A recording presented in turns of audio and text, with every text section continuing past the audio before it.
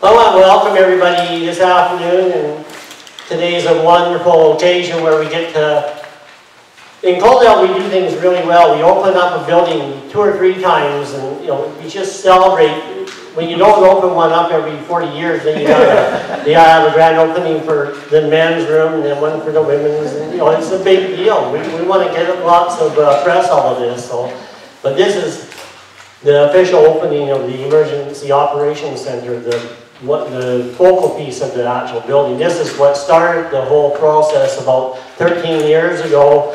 It was deemed to be a need that Coaldale actually needed an emergency operations center that wasn't so close to the railway tracks and highway number 3 that if you actually had an emergency that involved the rail system and had a ammonia leak, that you could actually stage an operations center without all the members being asphyxiated and not being able to do their job. That's always handy to have the people in charge of the emergency where they can actually carry out the duties that they're supposed to be taking care of. So we did thorough wind analysis to make sure that we wouldn't have any wind problems at this center, and Andy and Chris worked diligently to make sure that this was a good place to have it. So if we do have an emergency in the future and it turns out to be a bad location, we know who to blame.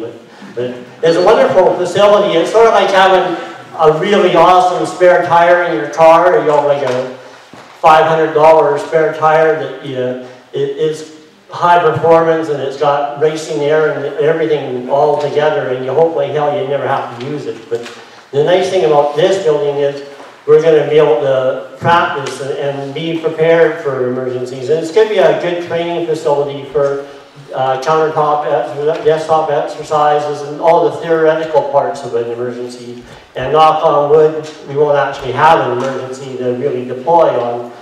Once in a while we have to sit around and talk about what we're going to do with storm water and all that stuff. But hopefully we've got that where we don't have to meet on that topic anymore. But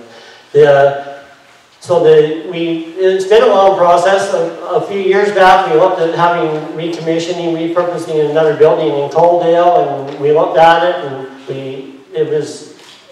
we found out that really by repurposing that building we're spending $750,000 more or less on a repurposed building, and at the end of the day it's a repurposed building.